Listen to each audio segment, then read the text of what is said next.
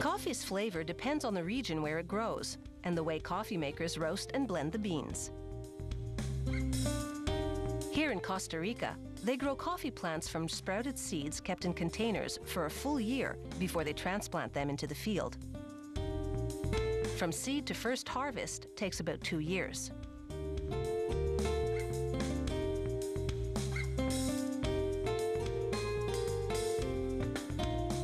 Coffee plants flower over the course of 3 days, covering the fields with fragrant jasmine-like blooms.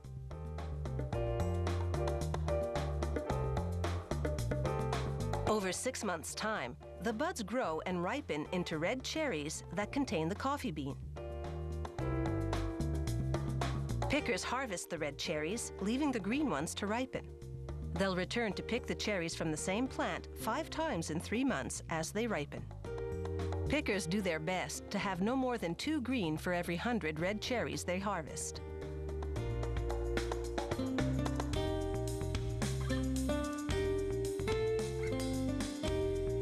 They empty their bins into bags and load them into trucks. Each bin produces about 2 kilos of coffee beans, enough to make about 200 cups of coffee. The fresher the berry, the better the flavor. Cherries picked in the morning are at the wet mill, ready for processing that afternoon.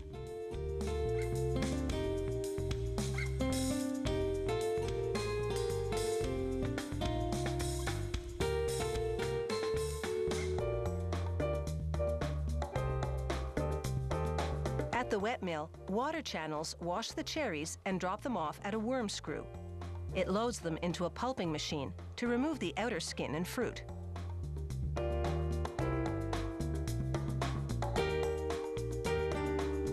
A rotating drum presses the cherries against the wall of the pulper and squeezes out the bean.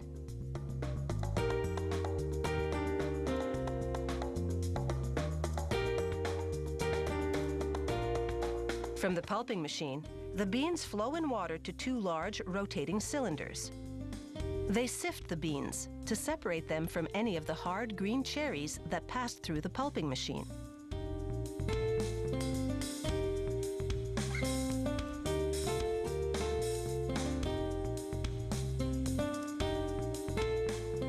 Next, the beans bathe in more water, which draws out a thick, sugary substance known as miel, honey in Spanish.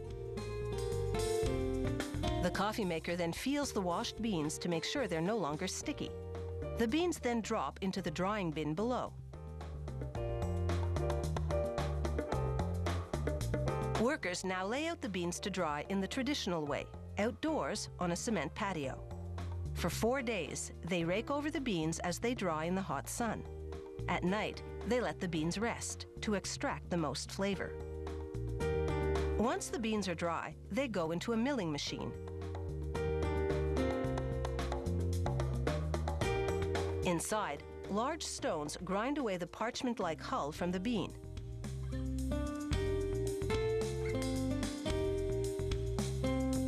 Drying methods vary among coffee makers. They're a closely guarded secret. The beans can also dry mechanically in rotating drums that pump in heated air. Workers closely monitor the process and empty the drums when the beans are dry. A supervisor smells them to check for a vinegar-like odor. That would mean the beans are fermenting, a result of improper drying. The dry beans have their husks removed, then go onto an oscillating table that separates them by weight into 3 grades, the heaviest being the first-grade beans. Workers pour out each grade into burlap bags. Their contents must weigh in at exactly 69 kilos per bag. Finally, they stitch them up and stack them for shipping. Next, we'll see the whole process that turns these green coffee beans into a steaming cup of gourmet coffee.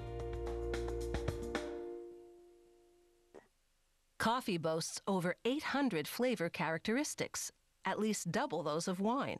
Roasting reduces the amount of caffeine in the bean. To achieve a dark espresso roast, the beans remain in the roaster the longest, so they have the least caffeine. It's the concentrated brew that packs espresso's punch.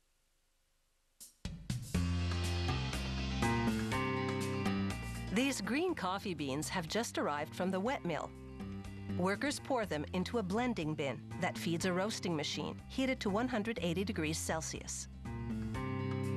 At that temperature, the oils in the beans combust and the beans roast in less than 20 minutes. The master roaster must regularly check their progress. When he determines they're ready, he sets off a light spray of water in the roaster to extinguish the beans.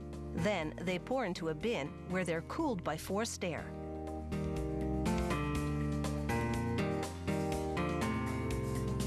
As they roast, the beans go from green to golden brown, then black. Before roasting an entire shipment of beans, coffee makers first test a small batch. They follow a standardized procedure at the plant's testing laboratory. First, they roast 300 grams of beans in a small gas oven for a few minutes.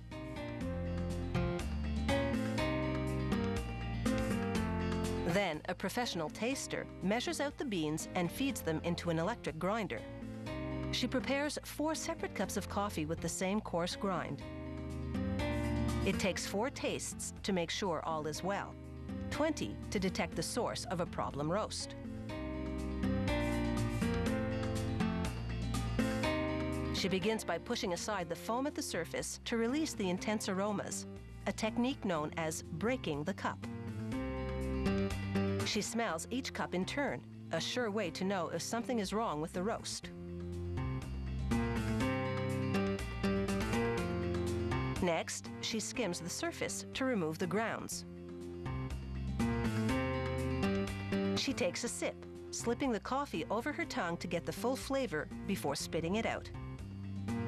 Now she can determine how she will balance the blend of beans to create a recipe for the perfect cup of coffee.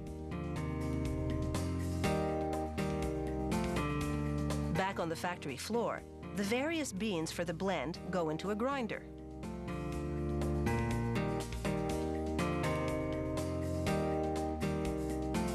It will produce the desired grind, coarse, medium, or a fine espresso like this.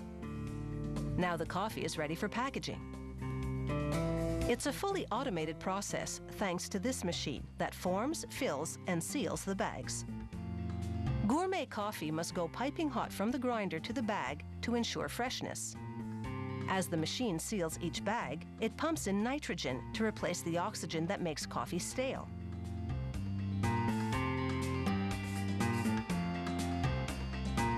The machine separates the bags, and they fall onto a custom-designed conveyor belt that weighs each one as it passes through.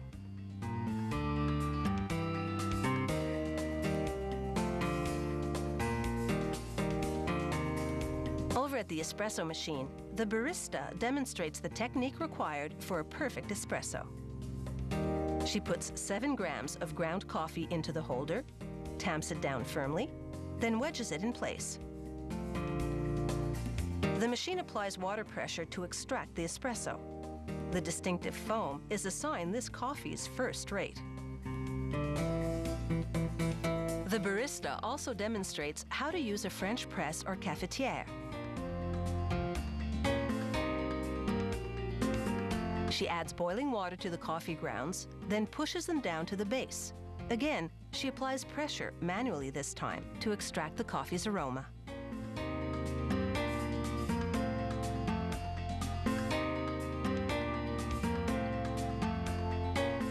Finally, she demonstrates how Costa Ricans make a traditional cup of coffee.